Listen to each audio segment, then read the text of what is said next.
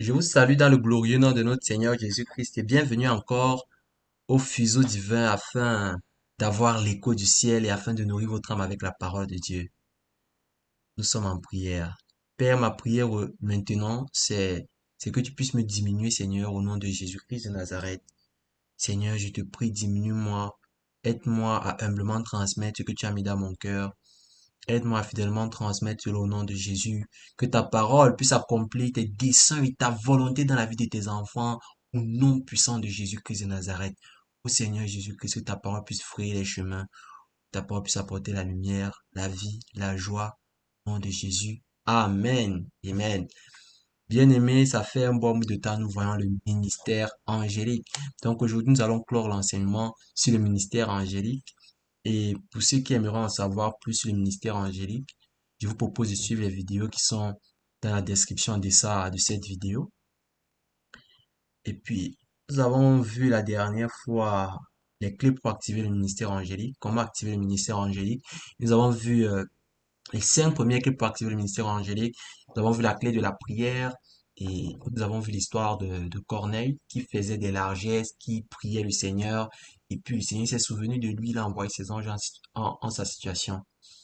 Et puis, nous avons également dit que la méditation biblique, la méditation de la parole de Dieu permet d'activer le ministère angélique. Parce que quand tu dis la parole de Dieu, ça te permet de comprendre le mode de fonctionnement de Dieu. Ça te permet de comprendre comment le Seigneur fonctionne, ce que le Seigneur attend de toi en tant que son enfant.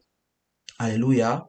Permet de comprendre mieux le Seigneur. Alléluia. À travers la méditation, la lecture de sa parole.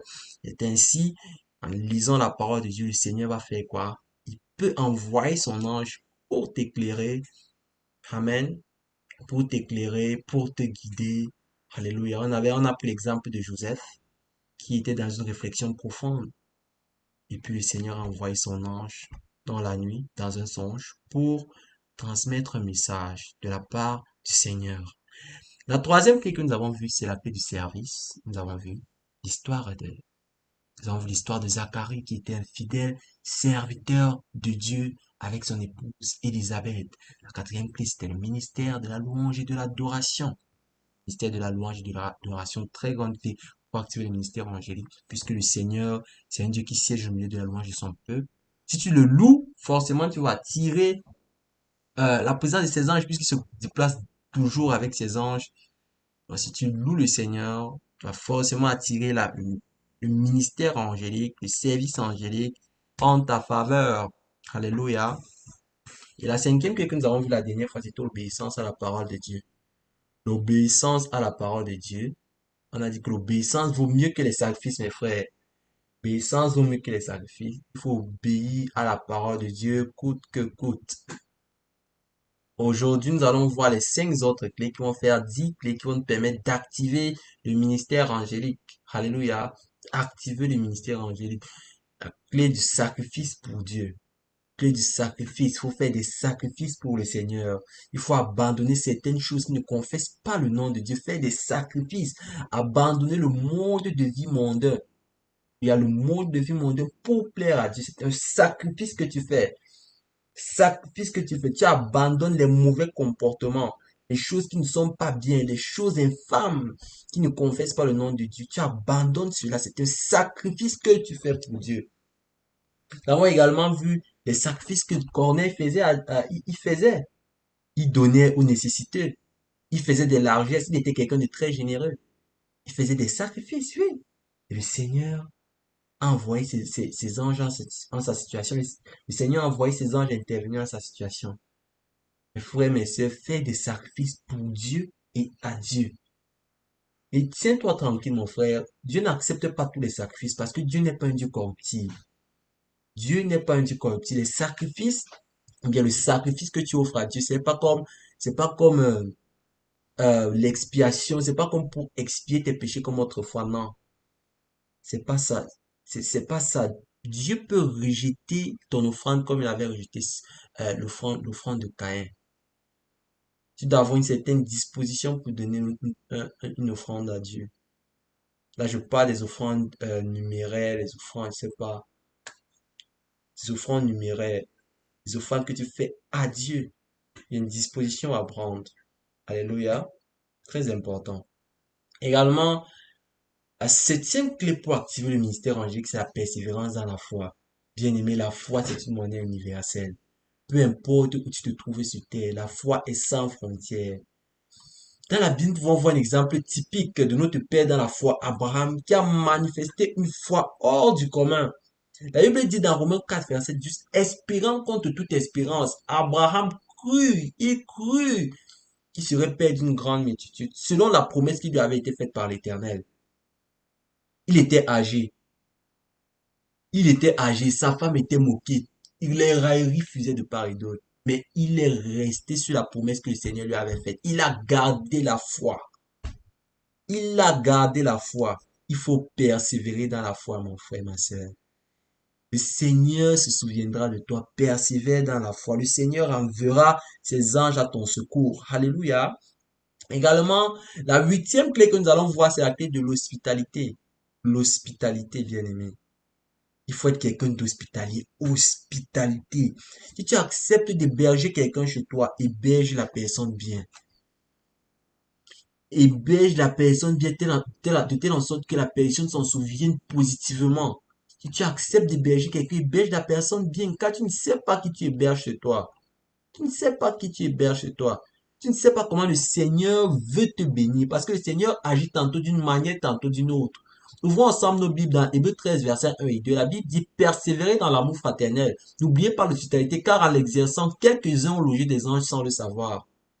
Fais attention, si tu héberges l'enfant de quelqu'un chez toi, tu héberges, je sais pas, un enfant que tu as pris, je ne sais où. Si tu héberges quelqu'un chez toi, que ce soit toi, héberge la personne bien. Si tu as pris l'enfant de quelqu'un, tu l'héberges chez toi, ne maltraite pas cet enfant.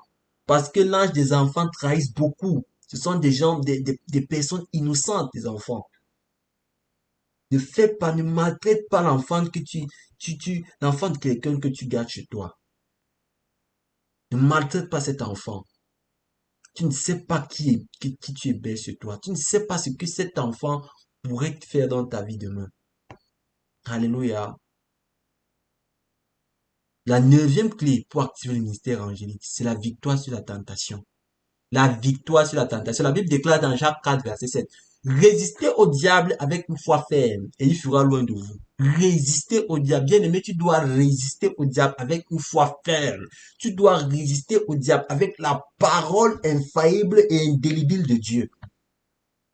Rappelez-vous de Jésus-Christ de Nazareth, qu'il avait fini de jeûner 40 jours et 40 nuits. Le diable l'a amené sur la montagne. Il a dit, tu transformes ces pierres en pain. Tu manges. Alors là, il dit, non, non, non. L'homme ne va pas de pain seulement, mais de toute parole qui sort de la bouche de l'Éternel. Et plus bas, au verset 8, il dit que oui, si tu te postais devant moi et tu m'adores, je te donnerai tous ces royaumes, tout ce que tu vois là. Il amène et il dit, tu vois tout ça, je vais te donner.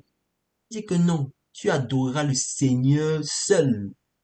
Tu adoreras uniquement le Seigneur ton Dieu. Oui, c'est un commandement de Dieu. C'est un commandement de Dieu dans Exode 20. Jésus-Christ connaissait la parole de Dieu.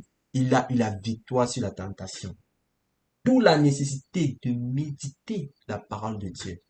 La victoire sur la tentation par la connaissance. Bien aimé, la victoire sur la tentation.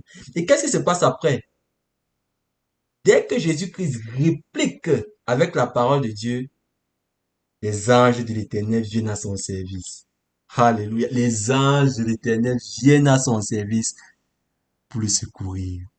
Mon frère, ma soeur, maîtrise la parole de Dieu si tu vas avoir la victoire sur la tentation. Tu vas avoir la victoire sur la tentation. La parole de Dieu dit dans Somme 119, verset 105. Ta parole est une lampe à mes pieds, une lumière sur mes sentiers.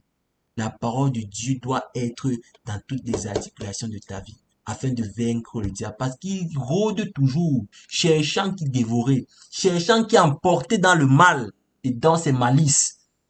Alléluia. C'est très important, mon frère. Très important. Victoire sur la tentation. La dixième clé que nous allons voir, c'est la clé de la nouvelle naissance. La clé de la nouvelle naissance. Sans la nouvelle naissance, mon frère, tu ne peux rien faire. Sans la nouvelle naissance, tu ne peux pas avoir accès au ministère angélique. Tu dois naître de nouveau. Tu dois naître de nouveau. Il y avait cet homme-là, Nicodème, dans Jean 3. Il croyait que pour accepter Jésus-Christ, il fallait entrer dans le sein de la maman et puis renaître. Non. Mais quand tu acceptes Jésus-Christ dans ta vie, c'est une confession de la bouche que tu fais. Une confession qui est en accord avec ton cœur. La Bible dit, si tu confesses de ta bouche Jésus, et si tu crois dans ton cœur qu'il est ressuscité d'entre les morts, tu seras sauvé. Tu dois l'accepter dans ton cœur. Et puis, ce que tu exprimes au travers de ta bouche, ça doit venir d'une décision interne et profonde que tu as pris dans ton cœur. Alléluia. Si tu veux pleinement jouir du ministère angélique, mon frère, accepte Jésus-Christ dans ta vie. Bien-aimé, depuis ma tendre enfance, j'ai décidé de donner ma vie à quelqu'un d'éternel, à quelqu'un d'absolu. Cette personne-là, c'est Jésus-Christ de Nazareth. Tout le monde peut t'abandonner, tout le monde peut te délaisser, mais Jésus-Christ est l'ami fidèle. Jésus-Christ ne t'abandonnera jamais. Tout le monde peut te délaisser, il est le fidèle ami. Oh, le fidèle ami. La question que je vais te poser aujourd'hui, c'est que si Jésus-Christ venait maintenant, es-tu sûr et certain que tu allais être dans le vaisseau qui mène au ciel? Es-tu sûr et certain que tu allais être dans cet avion-là qui mène au paradis, à la félicité de Dieu? Es-tu sûr et certain, mon frère, ma sœur? Si tu es dans le doute, si tu ne sais pas, ou bien si tu doutes, mon frère, ça veut dire que tu n'es pas sûr de ton salut. Tu n'es pas sûr de ton salut, mon frère, ma sœur. Alors, si tu acceptes, si tu décides aujourd'hui de prendre cette décision formelle et officielle de suivre Jésus, répète cette prière après moi. Seigneur Jésus, je reconnais que tu es mort à la croix de Golgotha et que tu es ressuscité le troisième jour. Seigneur Jésus, je reconnais également mes fautes. Je te prie de me pardonner, de me purifier. Justifie-moi et purifie tout mon être entier avec ton sang. Ô Seigneur Jésus, je ne veux plus retourner dans mon ancienne mauvaise vie. J'aimerais te suivre. Aide-moi dans cette décision que je prends aujourd'hui. Aide-moi à suivre tes préceptes, peu importe, peu importe ce que ça me coûte. Ô Jésus, je te prie de m'aider dans la décision que je prends aujourd'hui. Car de mes propres forces, je ne peux pas te servir. Amen. Alors, bien-aimé, je te souhaite d'abord la bienvenue parmi les saints. Je te souhaite la bienvenue parmi les élus de Dieu. Je te souhaite la bienvenue, bienvenue, bienvenue. Tu es le bienvenu parmi nous, mon frère, ma sœur. Tu es la bienvenue parmi nous. Alors, si tu as accepté Jésus-Christ dans ta vie, je t'invite à lire ta Bible afin de comprendre comment le Seigneur fonctionne, afin de comprendre les standards divins, ce que le Seigneur attend de toi en tant que son enfant. Également, je t'invite à louer le Seigneur. Comme pas de louer le Seigneur, euh, c'est célébrer Dieu, c'est lui chanter des cantiques, dire, célébrer Dieu pour ses hauts faits, pour ce qu'il fait dans ta vie. Comme pas d'adorer le Seigneur, adorer le Seigneur, c'est dire à Dieu qui il est. Ça pourrait être en tes propres mots, dire à Dieu qui il est, proclamer sa magnificence. Également, je t'invite à prier le Seigneur afin qu'il puisse te diriger vers une église. Si tu n'en as pas encore une, bien sûr, te dirige vers une église où on le sert en esprit, en vérité, afin de bâtir ta foi. Que le Seigneur te bénisse abondamment. Alléluia. Tu es béni pour la vie.